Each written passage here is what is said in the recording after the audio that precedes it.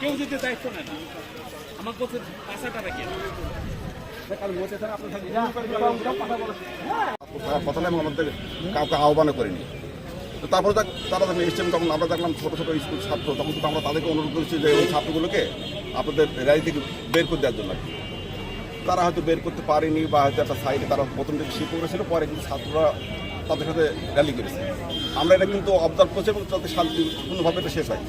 কিন্তু পরে এখানে মানে মনে হয় আমি যত শুনেছি আমার কানে এসে জুতা সবাই হয়েছে পুলিশের উপরে, তারপরে হয়তো তারা একটু রিয়াক্ট করেছে। কিন্তু আমরা ওই সময় চলে এসেছি সাথে জুতা ছোড়া হয়েছে, আমি এটা কানে এসেছি, আমি শিওর না।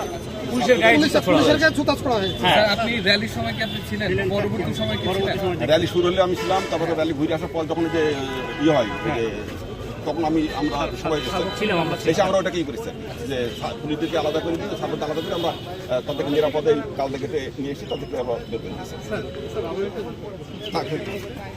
ঠিক আছে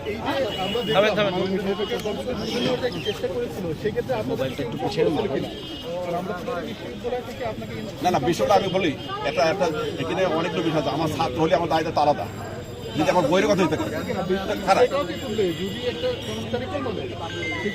না সব জায়গায় কিন্তু ইনফর্ম করার নিয়ম নাই। এমন কিছু আছে যারা বইয়ের কথা হয়ে থাকে, কেউ যদি অন্য উদ্দেশ্যে আসে আমার ছাত্র না হয়ে থাকে, তবে তারা আমাদের ছাত্র হলে অবশ্যই আমাকে জানায়। স্যার এই যে শোনা কথাটা যে পুলিশের দিকে জুতা নিক্ষেপ করা হয়েছে, এটা কার মারফতে বা কিভাবে পুলিশের মারফতেই শুনেছেন? আমার কানে পুলিশের মারফতে, কিন্তু আমি এটা আমরা যাচাই বাছাই করবো। আমরা যাচাই করব। আমরা চেষ্টা করছি সর্বোচ্চ যে ক্যাম্পাসে যারা ঢুকেছে, এখানে অনেক স্কুলের ড্রেস পরা বা কলেজের ড্রেস পরা শিক্ষার্থী ছিল, কিন্তু আমরা যেটা চাইছি রাজশাহী বিশ্ববিদ্যালয়টাকে মানে সহিংসতা মুক্ত, এটা আমাদের প্রথম থেকে ছিল আজকে পর্যন্ত। আমরা এখন করে যাচ্ছি। শিক্ষকদের অনুরোধ করছি যারা এটা আমাদের বলি, তাদেরকে অনুরোধ করছি বাচ্চাদের যাতে দ্রুত বের করে।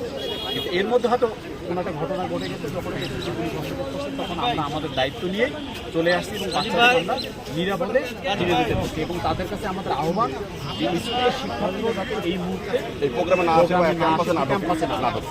আর আমাদের যারা শিক্ষার্থী আছে তারা ঢুকলে অবশ্যই মেইন গেটগুলো আছে যেখানে চেকিং হয় তার মাধ্যমে যায়। কারণ যদি অসুবিধা থাকে হলে প্রবেশ করা আছে, আমরা আমাদেরকে বলা আছে। আমরা তো সবসময় এই জায়গাগুলো কাজ করছি, যারা আসবে মেইন গেটে কোনো সমস্যা যদি হয় তাহলে আমরা কথা বলবো। ঠিক আছে, সবাইকে ধন্যবাদ।